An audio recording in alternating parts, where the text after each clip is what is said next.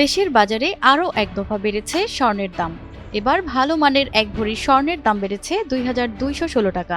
সেই হিসেবে ২৬ ফেব্রুয়ারি বৃহস্পতিবার ২২ ক্যারেটের এক ভরি স্বর্ণ কিনতে গুনতে হবে ২,৬১,০৪০ টাকা।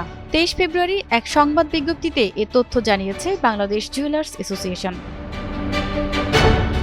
নতুন দাম অনুযায়ী সবচেয়ে ভালো মানের বা ২২ ক্যারেটের এক ভরি স্বর্ণ বিক্রি হবে ২,৬১,০৪০ টাকায়, ২১ ক্যারেটের প্রতি ভরি ২,৪৯,১৪৩ টাকায়, ১৮ ক্যারেটের প্রতি ভরি ২,১৩,৫৬৮ টাকা এবং সনাতন পদ্ধতির প্রতি ভরি স্বর্ণ ১,৭৪,৭৮৫ টাকায় বেচাকেনা হবে।